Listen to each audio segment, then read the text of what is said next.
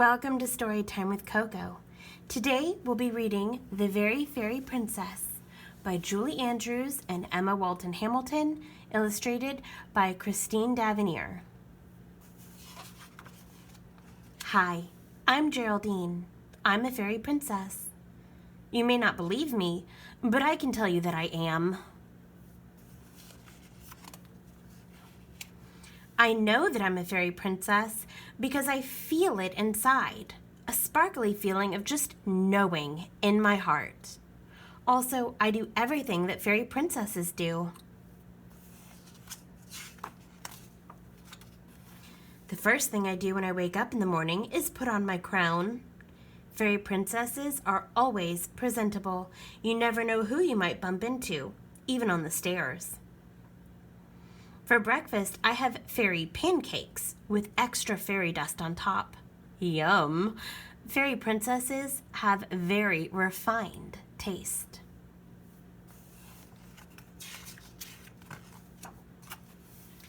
Then it's time to choose my royal attire for the day. The big decision is which dress to wear. Pink and white, pink and purple, pink and red, or just pink. My brother Stuart says fairy princesses don't wear sneakers and don't have scabby knees. I say sneakers help me practice my flying skills, especially when we're late for the school bus. And scabs are the price you pay. Fairy princesses are very practical. My best friend, Delilah, doesn't believe that I'm a fairy princess. I say you can be whatever you want to be. You just have to let your sparkle out. For instance, I tell her, you sparkle when you play the trombone. Fairy princesses are very supportive.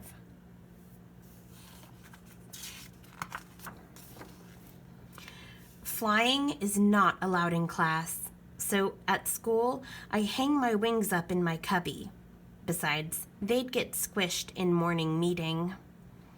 My teacher, Miss Pym, says fairy princesses don't fidget or interrupt. But how else can you be on the lookout for problems to solve?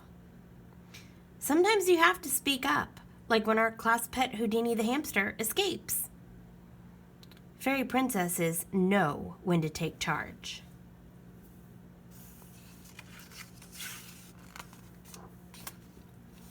My favorite classes are art and music. That's when I can really let my sparkle out. I use lots of glitter, sequins, and feathers when I paint. Sometimes there's just not enough space on the wall for all my pictures. Fairy princesses like to keep extra gifts on hand for special occasions, like when Grandma comes to visit. All fairy princesses love to sing. Once in a while, I get carried away, and Mr. Higginbottom reminds me there's only room for one conductor in the chorus.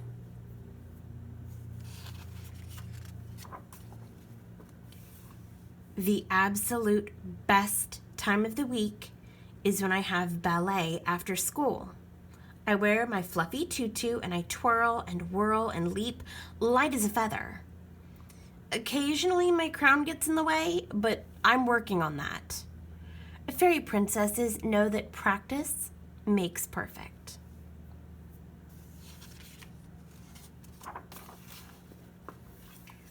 Back home, it's time for my fairy snack. Pink lemonade and sugar cookies with extra sprinkles. Double yum. Then it's into the garden I go to attend to my royal duties, like rescuing frogs. You never know when one might be a prince. Building little houses for my fellow fairies, and exercising my unicorn.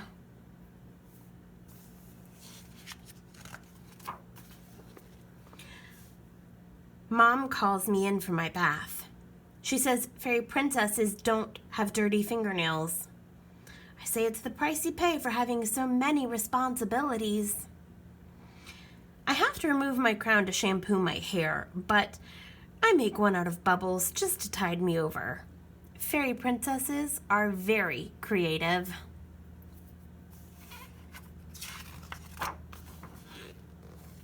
Stuart says fairy princesses shouldn't watch TV before they've done their homework. I say fairy princesses need a break to keep her sparkle from sagging. Besides, how else can you keep up with the fairy news of the day?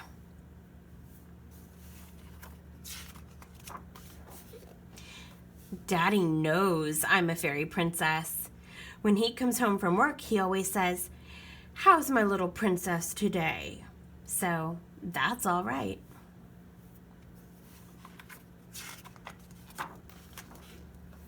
Being a fairy princess can be very demanding. Sometimes it's all I can do to stay awake through dinner. Fairy princesses need lots of beauty sleep to recharge their sparkle. Daddy carries me up to bed. Mommy tucks me in.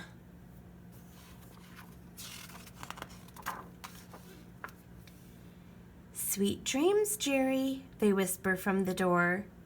"You'll always be our very fairy princess."